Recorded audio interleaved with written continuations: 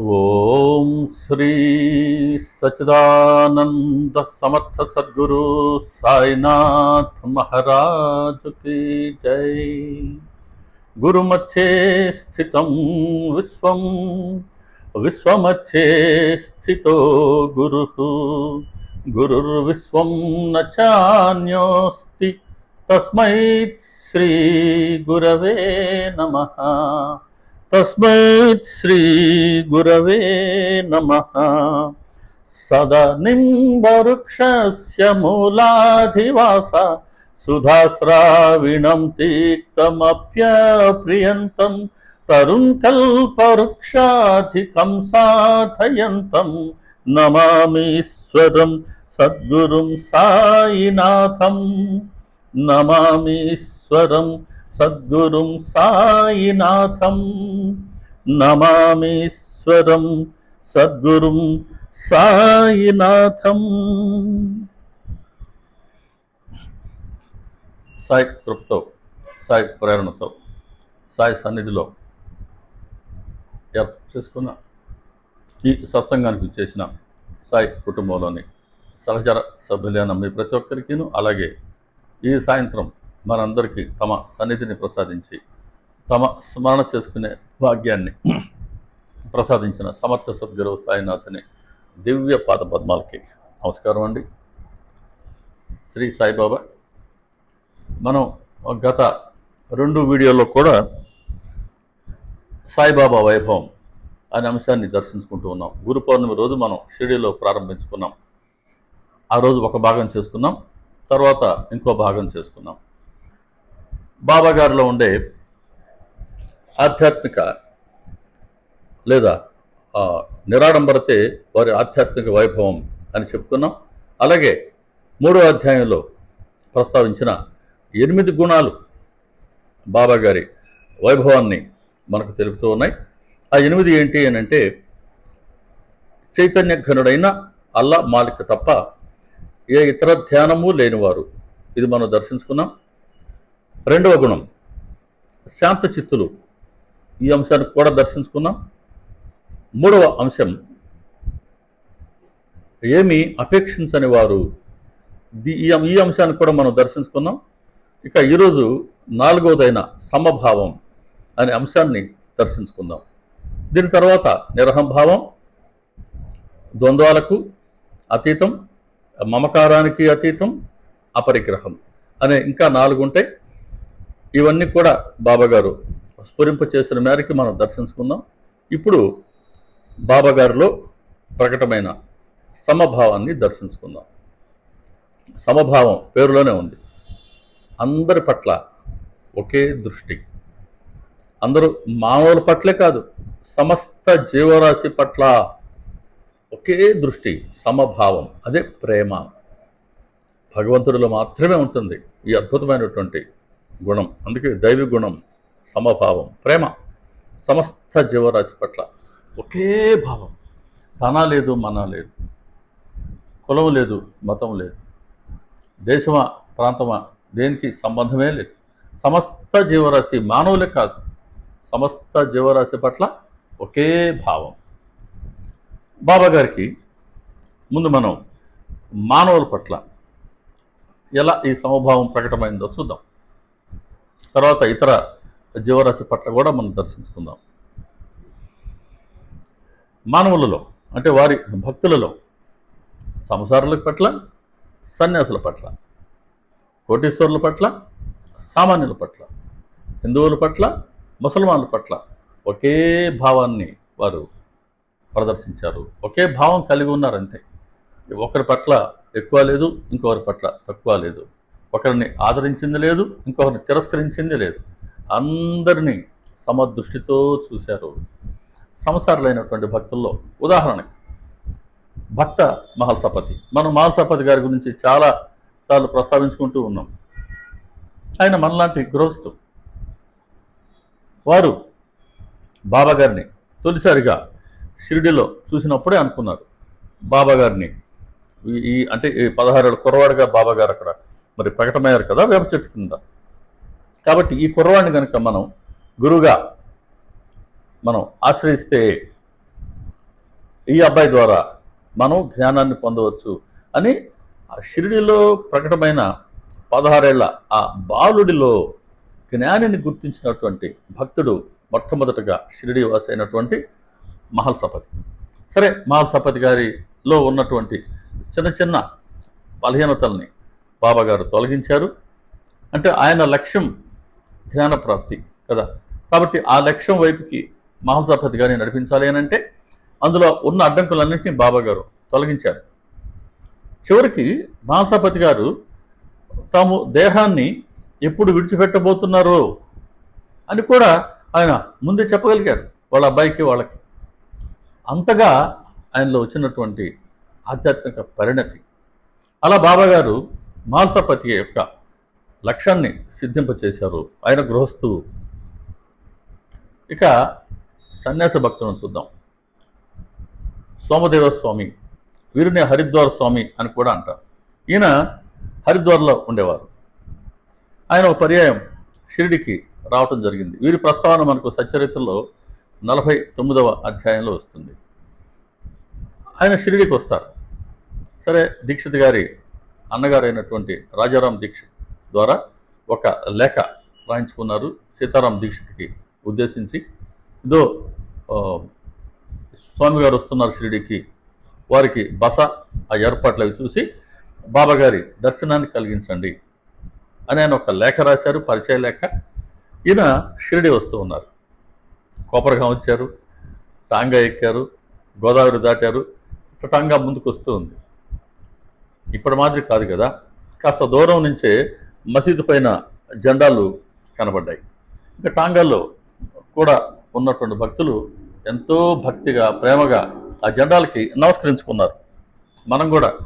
మనం మసీదు పైన సమాధి మందిరం పైన జెండాకి నమస్కరించుకుంటాం కదా, అలా వారు కూడా నమస్కరించుకున్నారు. ఏంటి అవి అన్నారు ఆయన. అయ్యా, అది మసీదు పైన ఎగిరేటువంటి జెండాలండి. ఆహా, ఈ సాధువు నేను చాలా గొప్పవారు అనుకున్నానే, ఈయన మసీదు పైన జెండాలు కట్టుకొని తన గొప్పతనాన్ని తన ఘనతను చాటుకుంటూ ఉంటాడా? ఇటువంటి అహంకారా? అయ్యో, నేను ఇటువంటి వీరి దర్శనానికి వచ్చానా, నేను అప్రతిష్ట పాలైపోయాను అనుకుంటారు ఆయన. ఇంతగా మదన పడుతూ ఉంటే ఆ టాంగాలో ఉండేవాళ్ళు చెప్పారు, అయ్యా, ఆ జెండాలు చూసే మీరు ఇలా అంటున్నారు ఏంటండి? అక్కడ గుర్రం ఉంది, రథం ఉంది, పల్లకి కూడా ఉందండి. మరి అవన్నీ చూస్తే మీరు ఇంకా ఏమంటారు అనగానే ఇంక అగ్గి మీద గుగ్గిలు వేసినట్టు అయిపోయింది ఆయన పరిస్థితి. ఆహా, గుర్రం ఉందా, రథం ఉందా, పల్లకి కూడా ఉందా, ఈ సాధువు ఇవన్నీ తిరుగుతూ ఉంటాడా? ఎట్టి పరిస్థితుల్లో ఇంక వీరి దర్శనానికి రానేకూడదని దిగి గోదావరి వైపుకి అంటే వెనక్కి వెళ్ళాలని ఆయన నిశ్చయించుకున్నాడు. అప్పుడు వాళ్ళు చెప్తారు, ఆ టాంగాలు ఉండేవాళ్ళు వాళ్ళెంత మంచి మనసు గలవాళ్ళు, ఈ హరిద్వార స్వామికి ఎంత భాగ్యమో. భగవంతుడు అవతరించున్నప్పుడు ఆయన దర్శించుకోవడం చిన్న పని కాదు. అటువంటి దర్శనానికి వెళ్తూ ఈయన మనసులో ఇన్ని వికల్పాలు కలిగినప్పటికీ ఆ కూడా ఉండేవాళ్ళు చెప్పారు, అయ్యా, మీరు ఆ జెండాలు చూసి భ్రమపడుతున్నారండి. వాటిని కట్టుకోవాలని అది ఆ సాధువు ఉద్దేశం కాదు, ఆయనకు అవి ఇష్టమే లేదు. కానీ గ్రామస్తులు ఎంతో ప్రేమగా కట్టుకున్నారండి. అలాగే గుర్రం, రథం, పల్లకి వారు ఎప్పుడు ఎక్కి తిరగరండి. భక్తులు ప్రేమగా అక్కడ సమర్పించుకున్నారు. కాబట్టి ఇంత దూరం వచ్చారు మీరు, రండి, వారిని ఒక్కసారి దర్శించుకోండి. మీ మనసుకు నచ్చలేదా తక్షణం వెళ్ళిపోదురు కానీ అని వాళ్ళు ఆయన్ని సమాధానపరిచారు, కన్విన్స్ చేశారు. అదృష్టం ఉంటే అంతే. సరే, ఈయన కూడా సరే అనుకున్నారు. వచ్చి బాబాగారిని దర్శించుకున్నారు. ఒక్కసారి బాబాగారి మూర్తిని దర్శించుకోగానే శరీరం రోమాంచితమైంది, కంఠం గద్గదమైంది, కళగుండా ఆనందాశ్రువులు సవిస్తూ ఉన్నాయి. ఒక్కసారిగా బాబాగారిని దర్శించటంలోనే ఆయన మనసు లీనమైపోయింది. ఇక బాహ్య ప్రపంచాన్ని మర్చిపోయాడు కాసేపు. బయట ఉన్న చైతన్యం, లోపల ఉన్న చైతన్యం ఒక్కటే అని ఆయన అనుభవానికి వచ్చింది. వారి గురువు ఎప్పుడో చెప్పారట ఒక మాట, ఎక్కడైతే నీ మనస్సు తల్లీనత చెందుతుందో అదే నీవు ఆశ్రయించవలసిన స్థానం అని చెప్పారు. ఆ గురువు చెప్పిన వాక్యం ఈరోజు ఇక్కడ షిరిడీలో మసీదులో బాబాగారి సన్నిధిలో ఆయనకి అనుభవానికి వచ్చింది. చూడండి, ఆ గురువు అంటే వాళ్ళ గురువు ఎవరో తెలియదు, ఆయన ఒక శాస్త్రవాక్యం చెప్పాడు. ఆ శాస్త్రవాక్యం థియరీ చెప్పారు ఆయన. దాన్ని ప్రాక్టికల్గా బాబాగారు ఇక్కడ అతడు అనుభవానికి తెచ్చారు కేవలం దర్శనంతోనే. అందుకు బాబాగారు సమర్థులు. సద్గురు అంటే సరిపోవట్లేదు. అసలు సద్గురు అన్నమాట బాబాగారికి అది పూర్తిగా మనం వారి అంటే ఆయన గొప్పగా చెప్పుకోవాలంటే ఆ పదం సరిపోవట్లేదు. సమర్థ సద్గురువు. ఏంటి వారి సమర్థత? ఎవరికి ఏం కావాలన్నా అది ప్రాపంచికమైనవా లేదు పారమార్థికమైనవా ఏదన్నా సరే అడిగినవన్నీ ఇస్తూనే ఉన్నారా? అలాగే ఒకసారి కనుక వారిని ఆశ్రయిస్తే ఆ లక్ష్యాన్ని సిద్ధింపజేస్తూ ఉన్నారా? వారిలో ఉండే బలహీనతలు తొలగించి వారిని క్రమక్రమంగా ఆ భవసాగర తీరానికి చేరుస్తూ ఉన్నారా?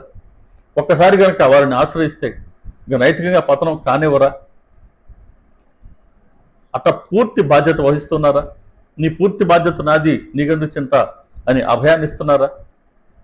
వారి సర్వవ్యాపకత్వం, సర్వాంతర్యామిత్వం, సర్వజ్ఞత్వం, వారు ఏ తలుచుకుంటే అది వెంటనే అది అమల్లోకి వచ్చేయటం, వారు ఏం తలుచుకుంటే అది వెంటనే జరిగిపోవటం ఇత్యాదులన్నీ బాబాగారి సమర్థతని మనకు తెలియచేస్తున్నాయి. కాబట్టే బాబాగారు అంటే సమర్థ సద్గురువు.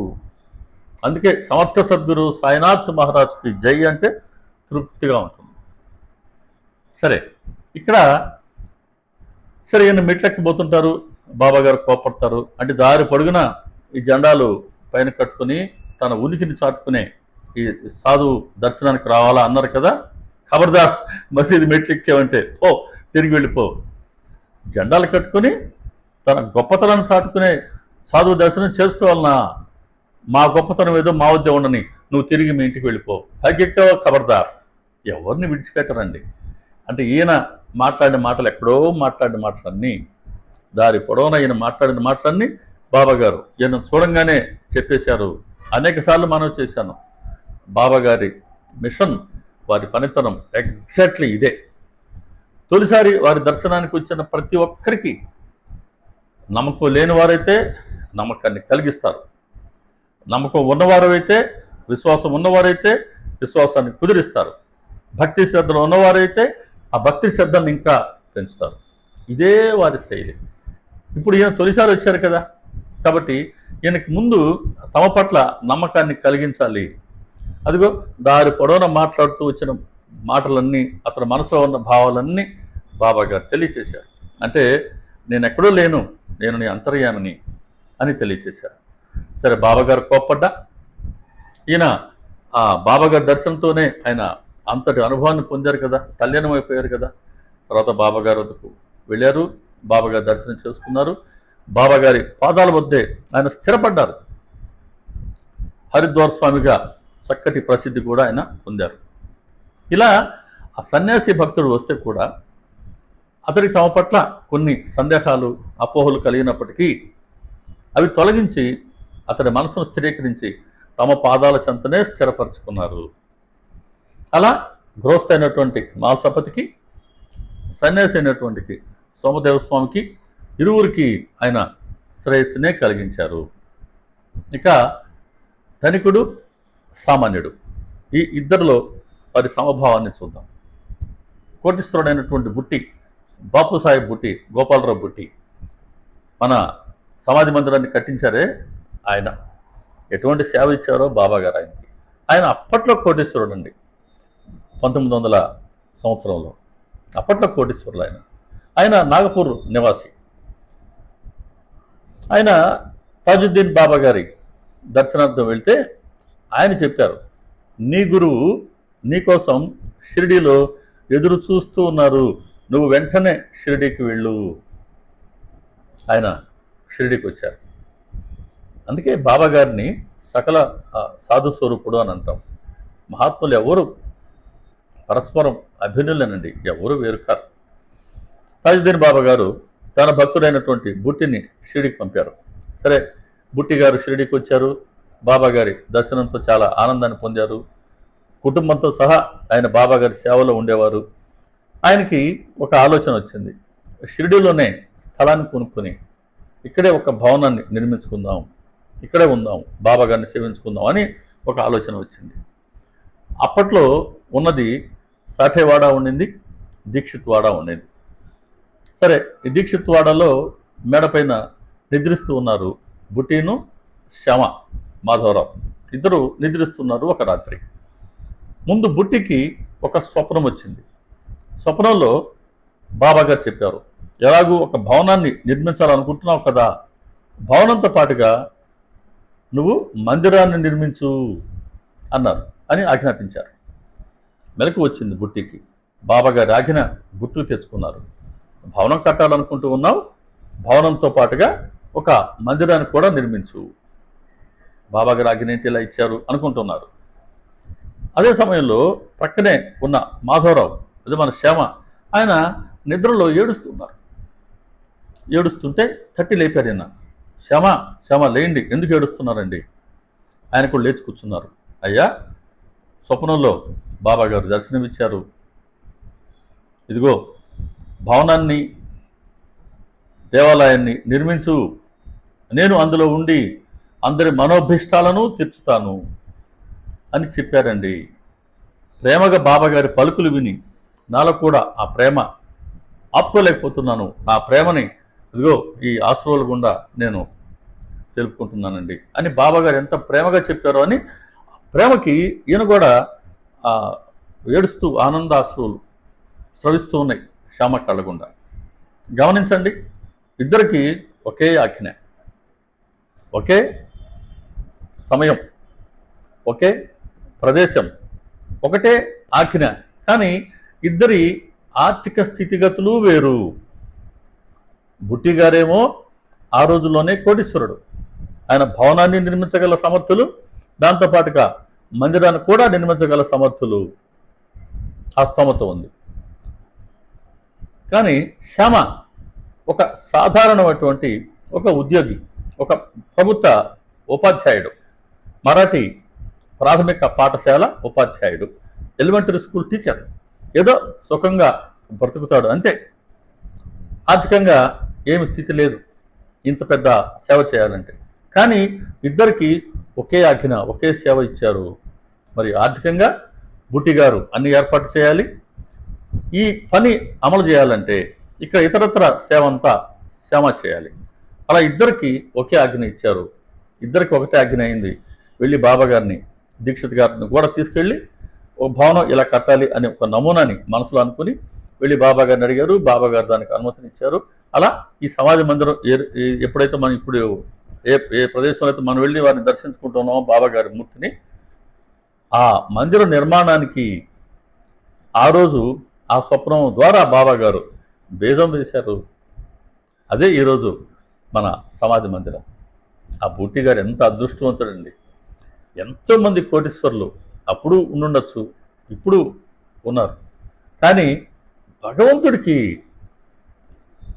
ఆ పవిత్రమైన శరీరాన్ని సమాధి చేసేందుకు ఆయన సొంతంగా నిర్మించిన ఆ భవనాన్నే బాబాగారు స్వీకరించారనంటే ఎంత భాగ్యం ఉండాలి బుట్టి గారికి. చాలా అదృష్టవంతుడు, నిజమైన భాగ్యవంతుడు. ఆయన ధనం అలా ఒక అద్భుతమైనటువంటి సత్కర్మకి, భగవంతుడి సేవకి వినియోగించబడింది.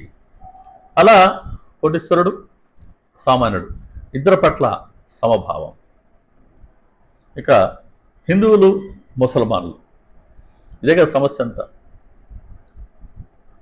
హిందువుల్లో కూడా మళ్ళీ కులాలు ఉంటాయి. అందులో కూడా మళ్ళీ దగ్గర వాళ్ళు, దూరపాళ్ళు, అందులో కూడా పగలు ఇత్యాదులన్నీ మనలో ఉన్నాయి. కానీ బాబాగారి దగ్గర హిందువులు, ముసల్మాన్లు కూడా సమభావమే. వాళ్ళ పట్ల కూడా శ్రీరామనవమి రోజున ఉదయం అంతా రామ జన్మోత్సవాన్ని ఘనంగా జరిపించేవారా? అదే రోజు సాయంత్రం ముసల్మాన్ల ద్వారా చందనోత్సవాన్ని జరిపించేవారు బాబా. అలా ఈ రెండు మతాలని ఆయన సమానంగా ఆదరించారు.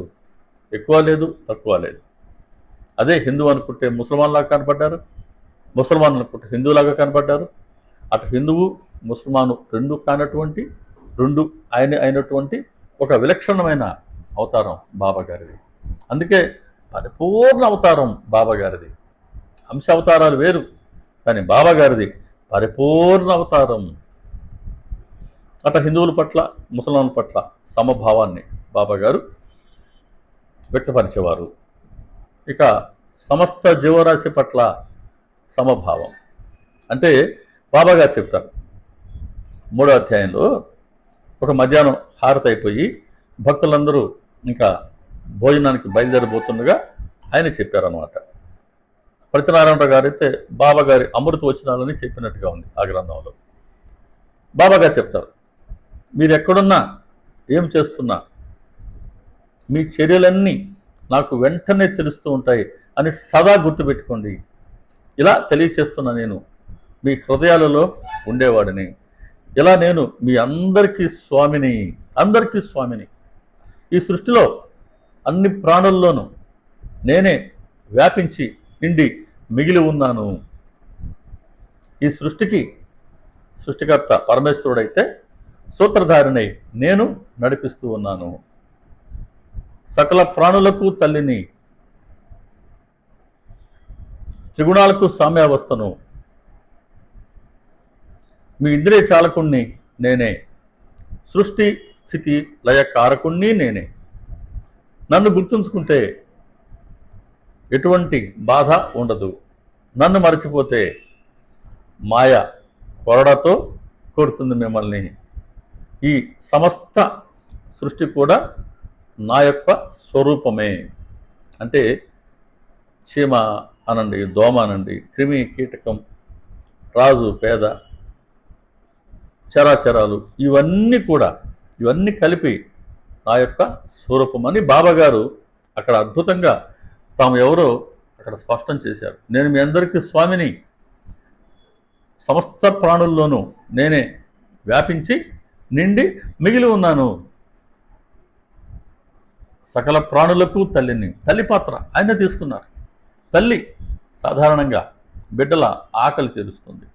అదే అమ్మ బిడ్డల కడుపు చూస్తుంది అంటారు. అంటే బిడ్డ ఎప్పుడు తిన్నాడేమో, బిడ్డ ఎంత ఆకలితో ఉన్నాడేమో అని ముందు ఏ తల్లైనా బిడ్డ గురించి భోంచేసావా, ఆ సమయానికి ఏమన్నా తిన్నావా, నేను గమనిస్తూనే ఉన్నా. ప్రతి తల్లి బిడ్డ పట్ల అదే మమకారంతో అదే ప్రేమతో ఉంటారండి.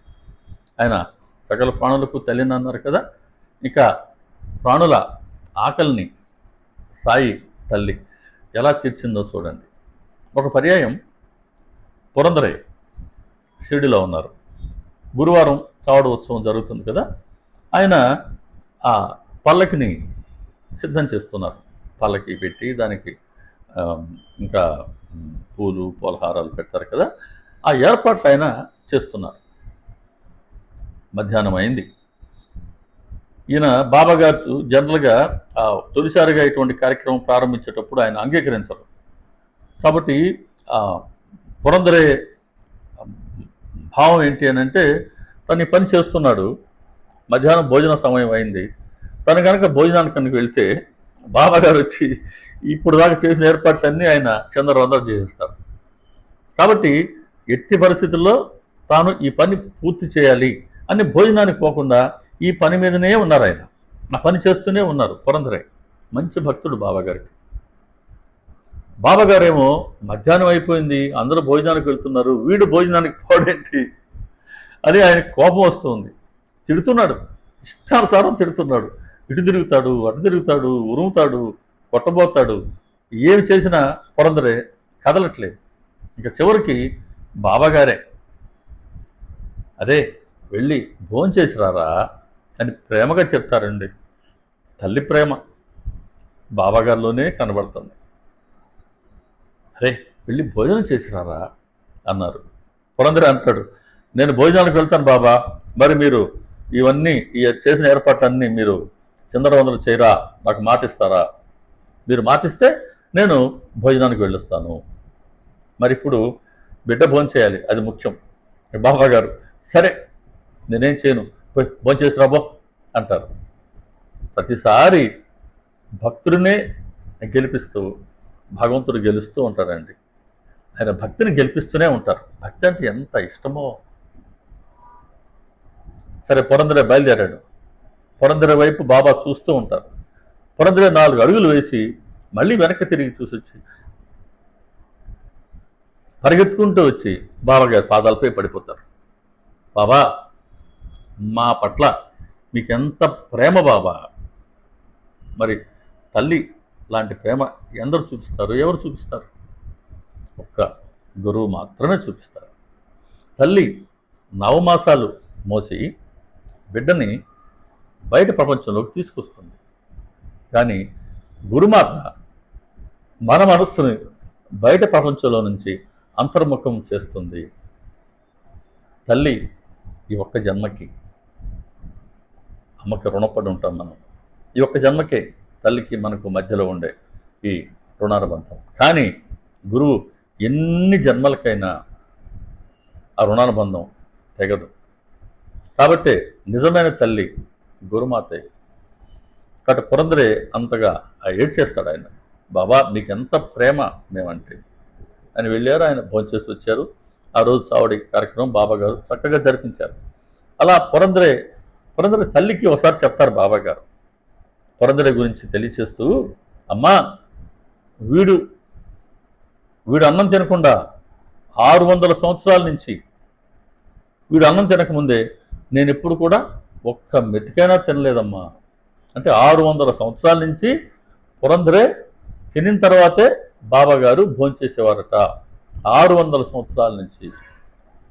అది రుణానుబంధం అంటే. అందుకే చెప్పాను, గురుమాతే నిజమైనటువంటి తల్లి. అలా పురందరే పట్ల బాబాగారికి ఉన్నటువంటి తల్లి ప్రేమ మనం ఈ ఇన్సిడెంట్లో, మనం ఈ వృత్తాంతంలో మనం దర్శించుకున్నాం కదా. అలాగే 28వ అధ్యాయంలో లక్ష్మీచంద్, ఈయన ముంబై నుంచి బాబాగారు పిలిపించుకుంటారు ఆయన బాబాగారి దర్శనానికి వస్తారు. తొలి రోజు మధ్యాహ్నం భోజనానికి వెళ్తారు. చాలా చక్కగా ఉంటాయి ఈ అనుభవాలు. మనం ఈ కోణంలోనే మనం దర్శించుకుందాం. అంటే బాబాగారు తల్లిగా మన ఆకలిని ఎలా గమనించేవారు అన్న కోణంలో మాత్రమే లక్ష్మీచంద్ అనుభవాన్ని మనం దర్శించుకుంటూ ఉన్నాం. లక్ష్మీచంద్ పూర్తి వివరాలు మనం ఇప్పుడు వాటిలోకి పోవట్లేదు. మొదటి రోజు వచ్చారు ఆయన, బాబాగారు దర్శించుకున్నారు. వెళ్ళి వాడాలో భోంచేస్తూ ఉంటే ఎవరో సాంజా అనే పదార్థం తీసుకొచ్చి వడ్డించారు. అది చాలా బాగుంది, ఆయన చాలా బాగా నచ్చింది. రెండో రోజు కూడా ఆ సాంజా వస్తుందేమో అని చూశారు, రాలేదు. మూడో రోజు సాంజా మీదే మనసు ఉంది. సరే, ప్రయాణం చేశారు. ఇంక నడువులో కాస్త నొప్పి ఉంది వెన్నెముకలో. సరే, వచ్చి హార సమయంలో అందరూ మసీదులో కూర్చొని ఉన్నారు. అప్పుడు బాబాగారు అంటారు, కమర్ మే దర్ద్ చాహియే దవా, అంటే వెన్నులో నొప్పిగా ఉంది, మందు కావాలి. భూక్ లగి హై అచ్చా హువా, ఆకలి అవుతూ ఉంది, మంచిదే, ఆకలి అయితే ఆరోగ్యానికి మంచిదనే కదా.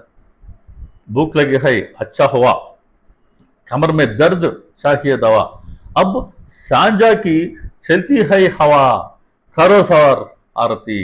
మనసులో సాంజా మీద ఆలోచన ఉంది, ముందు హారతి చేయి అని అంటారు. తన మనసులో భావాన్ని బాబాగారు ఎలా తెలియజేస్తున్నారు. అందుకే అన్నారు ఆయన, నేను మీ అందరి హృదయాలలో ఉండేవాడిని అని. ఆయన మన అంతర్యామి, ఎవరం కూడా ఆయనకు దూరం కాదు. ఆయన మనకు అత్యంత చేరువలో ఉన్నారు. మనం పిలిస్తే పలికేంత చేరువలో ఉన్నారు. అది వాస్తవం. సరే, హారతి సమయమైంది. జోగ్ వచ్చారు. జోగ్ చెప్తారు బాబాగారు, ఈరోజు సాంజా తీసుకురండి, సాంజా తీసుకొచ్చిన తర్వాతే హారతి చేయండి అంటే. చూడండి, లక్ష్మీచంద్ మనసులో సాంజా తినాలని కోరుకుంది కదా, ఆ సాంజాని బాబాగారు అడిగి మరి తెప్పించి తర్వాత హారతి స్వీకరించారు. తర్వాత ఆ సాంజా వడ్డించారు. మన లక్ష్మీచంద్ దాన్ని ఎంతో ప్రేమగా ఆయన భుజించుంటారు కదా. అలా మన మనసులో దేని పట్ల ఆ కోరిక ఉంటుందో దాన్ని తీరుస్తారండి బాబా. అదే మళ్ళీ తల్లి ప్రేమ. ఇది మానవుల పట్ల మాత్రమే కాదు, ఇక సమస్త జీవరాశి పట్ల కూడా, సకల ప్రాణులకు తల్లిని అన్నారు కదా. దీనికి కొన్ని ఉదాహరణలు చూద్దాం. 9వ అధ్యాయం, థర్కడ్ గారి భార్య చాలా మంచి భక్తురాలు. వీరు ఆ, వాళ్ళ కుమారుడితో సహా షిరిడిలో ఉన్నారు. ఈమె అప్పట్లో ఏంటి, ఎవరో ఒకరి ఇంట్లో ఉండేవారు పేయింగ్ గెస్ట్లుగా. సరే వాళ్ళు ఏం చేసి పెడితే దాన్ని భోంచేసేవారు, అంతే కదా. నీకు అంతకుమించి ఎటువంటి వస్తువులు లేవు కదా ఆ రోజుల్లో. సరే ఈవిడ అలా ఉన్న ఆ సమయంలో మధ్యాహ్నం భోజనానికి కూర్చున్నారు. ఆ భోజన సమయంలో సరే ఈవిడికి ఆ విస్తరలో రొట్టె అన్నం అవి వడ్డించారు. అదే సమయంలో ఒక కుక్క వచ్చి ఆ తలుపు దగ్గర నిల్చుందంట. సరే కుక్క వచ్చిన సమయానికని ఈమె ప్రేమగా రొట్టె ముక్కని ఆ కుక్కకి ఇచ్చారు, కుక్క తినింది. అదే సమయంలో ఒంటి నిండా బురద పూసుకున్న ఒక పంది కూడా ఆకలితో వచ్చింది. సరే ఈవిడ దాన్ని పెద్దగా పట్టించుకోలేదు. మధ్యాహ్నం భోజనం అయిపోయింది, మసీదుకి వెళ్ళారు. ఇప్పుడు బాబాగారే, ఈమె దూరంగా కూర్చొని ఉంటే బాబాగారే ప్రస్తావించారట. అమ్మా, ఈరోజు నువ్వు నాకు తిండి పెట్టావు తల్లి, కడుపు నిండింది, నేను గొంతు వరకు తిన్నాను, ఆకలితో వ్యాకులు పడుతూ ఉన్న నా ప్రాణాలని నువ్వు నిలబెట్టావు తల్లి, రోజు ఇలాగే చేస్తూ ఉండు, ఇదే మనకు పనికి వచ్చేది. నేను ఈ మసీదులో కూర్చుని అబద్ధం చెప్పను, ఆకలిగా ఉన్న వారికి ముందు పెట్టి తర్వాతే మనం తినాలి, ఈ మాట బాగా గుర్తుంచుకో. ఈవిడ ఆశ్చర్యపోయారు. నేనే పూటకోళ్ళ ఇంట్లో ఉంటూ పేయింగ్ గెస్ట్గా ఉంటూ ఏదో వాళ్ళు పెట్టింది తింటూ ఉన్నా, అట్టాడిది నేనేంటి బాబా మీకు తిండి పెట్టడం అంటే. అవునమ్మా, ఈరోజు నువ్వు ఫోన్ చేస్తున్నప్పుడు ఆకలితో ఉన్న ఒక కుక్క వచ్చింది కదా, నువ్వు రొట్టె ముక్క పెట్టావు కదా, అదిగో ఆ రొట్టె నేనే తిన్నాను, ఇదిగమ్మా నా కడుపు నిండింది, ఇంకా నాకు త్రేన్పులు వస్తున్నాయని బాబాగారు త్రేన్పుతూ ఉన్నారు. ఆశ్చర్యపోయింది ఆవిడ. అంటే అదే సమయంలో ఒక పంది కూడా వచ్చిందమ్మా, ఆ పందితో కూడా నాకు ఏకాత్మత, కుక్కతో నాకు ఏకాత్మత, అది తింటే నేను తిన్నట్టే, అక్కడికి వచ్చిన ఆ పంది వచ్చింది కదా, దాంతో కూడా నాకు ఏకాత్మతే అన్నారు. ఈవిడ అమ్మో, అంటే ఇక్కడ తిరిగే కుక్కలు పందులు పిల్లులు ఇవన్నీ బాబా గారేనా అని మనసులో అనుకున్నారు. వెంటనే బాబా, అవునమ్మా, నేను ఒకప్పుడు కుక్కను, మరొకప్పుడు పందిని, ఒకప్పుడు పిల్లిని, ఇంకొకప్పుడు గోవును, మరొకప్పుడు చీమని దోమని, ఆ జలచరాలుగా కూడా నేనే, ఇలా నేనే ఆయా రూపాలతో విహరిస్తూ ఉంటాను. కాబట్టి నువ్వు సర్వప్రాణుల్లోనూ నన్నే చూడమ్మా, సర్వప్రాణుల్లోనూ నేనే ఉన్నాను అని గుర్తించు. అలా అన్ని ప్రాణుల్లో నన్ను గుర్తించేవారు నాకు ప్రీతిపాత్రులు అని తెలుసుకో. నీవు భేద బుద్ధిని త్యజించు, ఇలాగే నన్ను భజించు అని ఆ సందర్భంగా బాబాగా చేసిన బోధ. అన్ని ప్రాణుల్లో ఆయనే ఉన్నారు అని గుర్తించిన వారే వారికి అత్యంత ప్రీతిపాత్రులట. అలా మనం భేద బుద్ధిని త్యజించి ఇలాగే వారిని భజించాలి. కాబట్టి వారిని భజించాలి అని అంటే ఉత్తమ మార్గం ఏంటి అని అంటే సమస్త జీవరాశిలోనూ బాబా గారినే చూడగలగటం. దీన్ని మించిన భజన లేదు. ఇది బాబా గారు కోరుకుంటున్నటువంటి ఉత్తమ స్థితి మన నుంచి. ఆ స్థితిని మనం సంతరించుకోవాలి ఒక రోజుకి.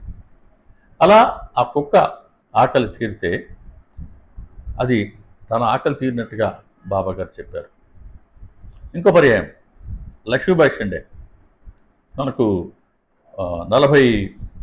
42వ అధ్యాయంలో వస్తుంది ఈవిడ అనుభవం. మంచి భక్తురాలు, బాబాగారి పాదాల పట్ల చాలా ప్రేమ ఉండేది, చాలా నియమంతో నిష్ఠతోనూ బాబాగారికి చాలా సేవ చేస్తున్నారు. లక్ష్మీబాయి షిండే ఆవిడ పేరు. ప్రతిరోజు బాబాగారిని సేవించుకునేవారు.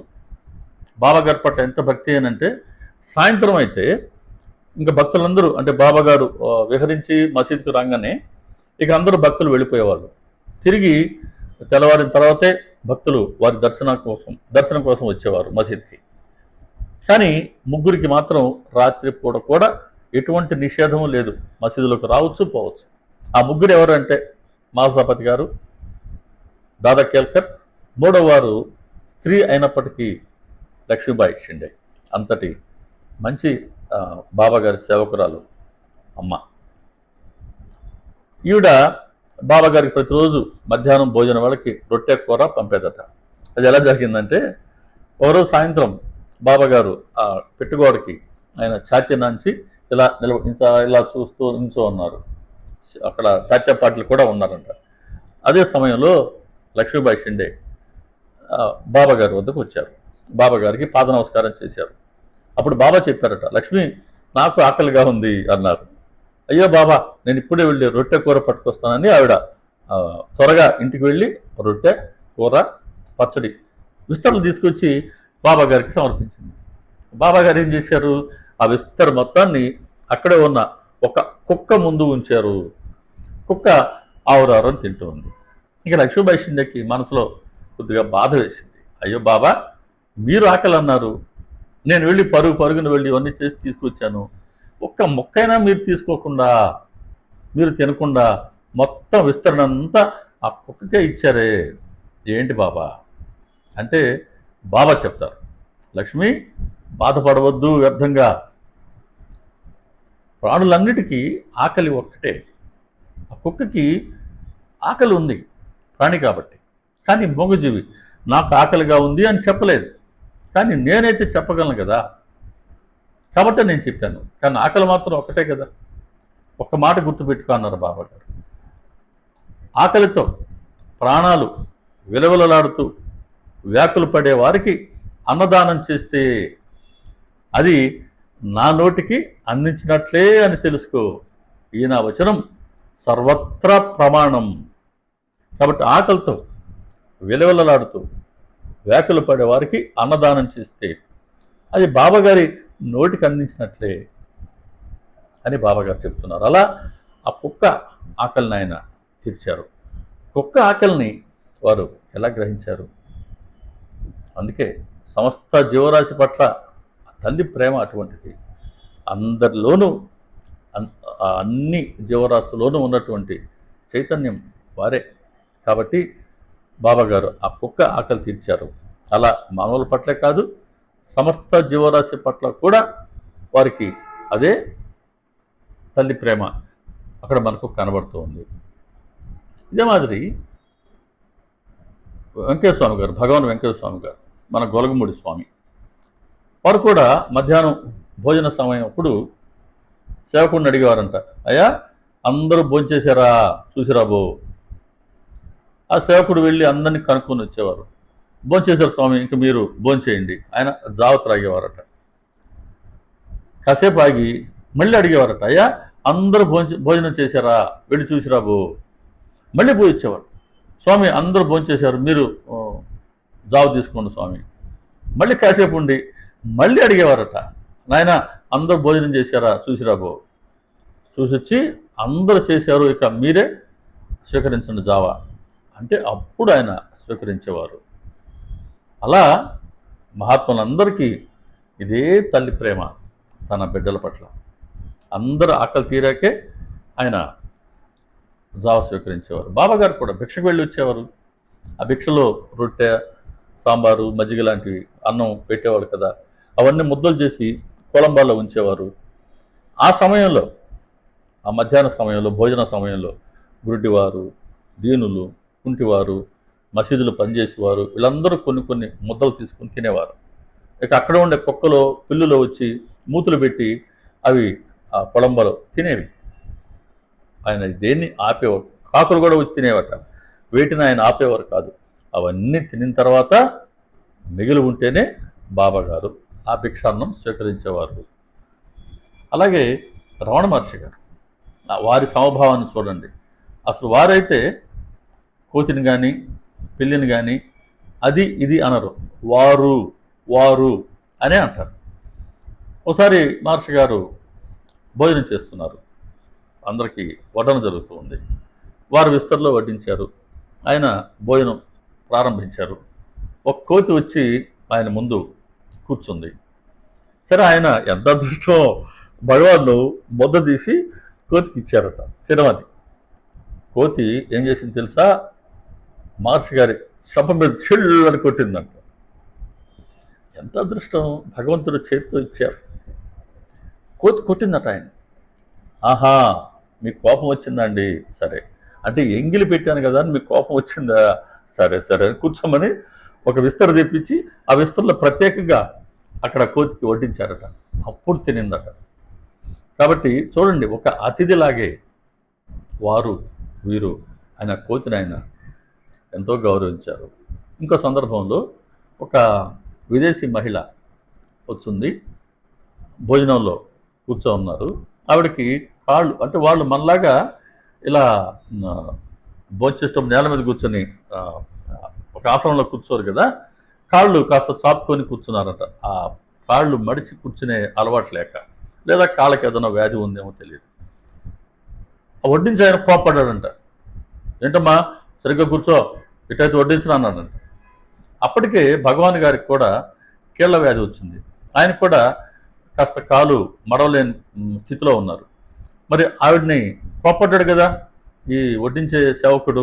ఇంకా స్వామి కూడా కాళ్ళు బలవంతంగా ముడుచుకొని కూర్చున్నారట. మరి రమణాశ్రమం అంటాం, ఆశ్రమే అయింది, వారి ద్వారానే ఆశ్రమం ఏర్పడింది.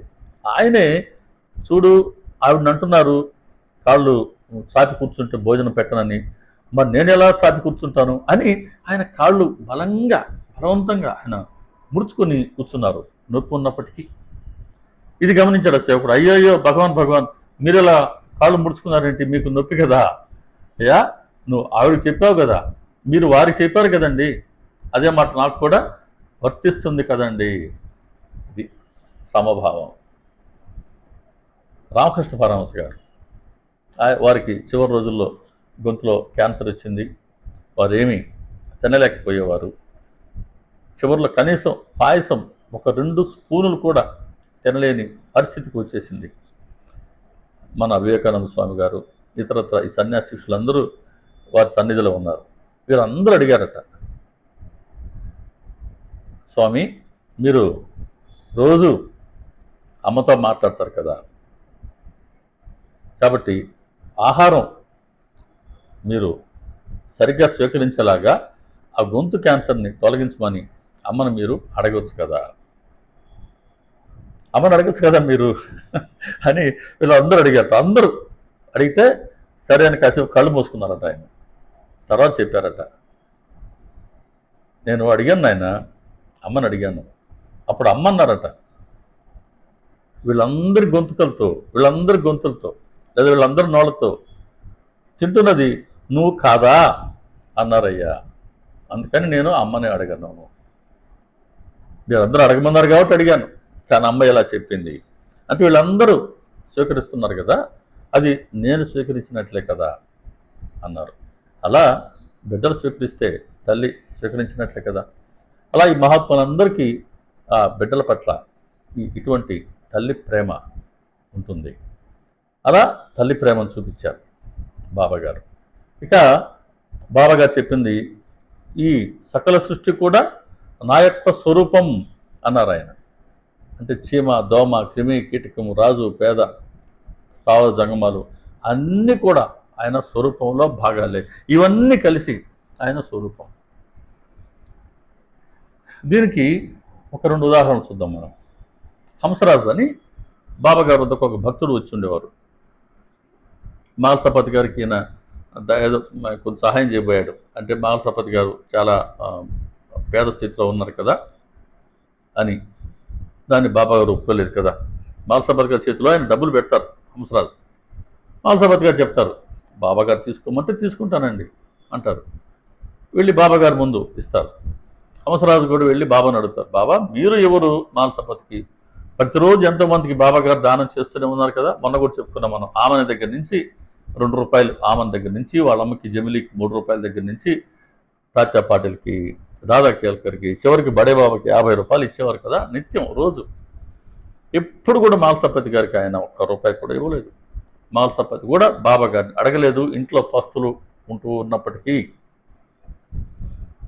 మరి మీరెవరు బాబా, మరి మేమిస్తే కూడా ఎందుకు మీరు వద్దంటారండి అంటే అప్పుడు బాబా చెప్తారు, నా భక్తులను ధనం ఆకర్షించకూడదు, నా భక్తులు ధన వ్యామోహంలో చిక్కుకోకూడదు అని అంటారు. అటువంటి హంసరాజు అనమాట. ఆయనకి ఒక వ్యాధి ఉండేది. దానికి బాబాగారు చెప్తారు, పెరుగన్నం తినొద్దు అని చెప్పారు బాబా. పెరుగన్నం తినొద్దు. ఈయనకేమో ఆ పెరుగన్నం అంటే చాలా ఇష్టమట. అందుకని వాడాలో నుంచి మధ్యాహ్నం హారతికి వచ్చే ముందు ఆయన ఆ పాలు కాస్త తోడు వేసుకుని వచ్చేవారు. అంటే అది భోజనం సమయానికి ఆ పెరుగు అయిపోతుంది, ఆయన పెరుగన్నం తినాలని. మరి బాబాగారేమో పెరుగన్నం తినొద్దు అన్నారు. ఆయనకేమో ఆ పెరుగు అన్నం పట్ల అంత ఇష్టం. సరే ఏంటంటే మసీదు రాగానే ఒక పిల్లి పోయి ఆ పెరుగుని దొల్లించేసి వచ్చేది ఆ కొండని. ప్రతిరోజు ఇలాగే జరుగుతూ ఉంది. మనసులో బాగా కోపం వచ్చేసింది హంసరాజుకి ఆ పిల్లి పట్ల. ఒకరోజు హారతి కూడా రాకుండా కాపుగాచున్నాడు, పిల్లి ఎప్పుడు వస్తుందా అని. పిల్లి వచ్చింది, ఆ కొండలోంచి ఆ పెరుగుని దొల్లించాలని వచ్చింది. దొల్లించబోతుంటే కర్ర తీసుకుని పిల్లిని గురిగ్గా కొట్టాడు. పిల్లి వీపు మీద కర్ర దెబ్బ బాగా పడింది, పిల్లి వెళ్ళిపోయింది. ఆహా, ఇంక జయించాం అనుకొని మసీదుకి వచ్చాడు. బాబాగారు చెప్తారు, ఇక్కడ ఒక మూర్ఖుడు ఉన్నాడు, వాడి ప్రాణానికి హాని అని నేను పెరుగన్నం తినొద్దు అంటాను, కానీ వాడికేమో పెరుగంటే క్షమించాడు, పెరుగంటే చాలా ఇష్టం. నేను రోజు వెళ్ళి ఆ పెరుగుని దొల్లి చూస్తుండేవాడిని, ఈరోజు నన్ను కొట్టాడు అని బాబాగారు కకునిని పైకి తీసి చూపిస్తే సరిగ్గా పిల్లి వీపులో ఎక్కడైతే ఆ కర్ర దెబ్బ పడిందో బాబాగారి వీపులో కూడా అదే ప్రాంతంలో అదే చార ఉంది కందిపోయి. అంటే ఆ పిల్లి వేరు కాదు, నేను వేరు కాదు, సమస్త జీవరాశి, ఈ సమస్త సృష్టి అంతా నా స్వరూపం అన్నారు కదా, దానికి ఇక్కడ ప్రాక్టికల్గా బాబాగారు చూపిస్తున్నారు. కాబట్టి ఆ పిల్లి వేరు కాదు, తాము వేరు కాదు అని అక్కడ బాబాగారు స్పష్టం చేస్తున్నారు. రామకృష్ణ పరమహంస గారు కూడా ఒకసారి ఎవరో గేదెను కొడుతుంటే అది తమనే కొట్టినట్టుగా ఆయన చెప్తారు. గడ్డిని, పచ్చగడ్డిని ఎవరు తొక్కుతుంటారండి, అది ఈయన కేకలు పెడుతుంటారు తన గుండెని ఎవరు తొక్కినట్టుగా. ఏంటని చూస్తే ఆ గడ్డిని ఎవరు తొక్కుతుంటారు. అంటే గడ్డిని తొక్కినా కూడా అది తమనే తొక్కేంతగా ప్రతి ప్రాణిలోనూ, ప్రాణం లేని దాంట్లోనైనా సరే అన్నిటితోనూ వాళ్ళకి ఆ ఏకాత్మత భావం ఉంటుంది. అలా మహాత్ములకి సమస్త జీవరాశి పట్ల సమభావమే ఉంటుంది. ఇలా బాబాగారిలో ఈ సమస్త జీవరాశి పట్ల ఉన్న సమభావం, ఇదే ప్రేమ. ఈ ప్రేమ ఎలా సాధ్యమైంది వాళ్ళల్లో అంటే అది నిర్హంభావం వల్ల. ఈ నిర్హంభావం అనే అంశం, అలాగే ద్వంద్వాలకు మమకారానికి అతీతం అనే అంశం, అపరిగ్రహం అనే అంశాన్ని మనం తర్వాత వీడియోలో దర్శించుకుందాం. శ్రీ సచ్చిదానంద సమర్థ సద్గురు సాయినాథ్ మహారాజుకి జై. సర్వే జనా సుఖినో భవంతు, లోకా సమస్త సుఖినో భవంతు, సమస్త సన్మంగళాని భవంతు. ఓం శాంతి శాంతి శాంతి. సర్వం శ్రీ సాయినాథార్పణమస్తు. శుభం భవతు. ఓం తత్సత్. శ్రీ సాయిబాబా అండి. అందరికీ నమస్కారం. మన ఛానల్ని ఇతర భక్తులు కూడా పరిచయం చేయండి. తర్వాత వీడియోలో మళ్ళీ కలుసుకుందాం. నమస్కారం.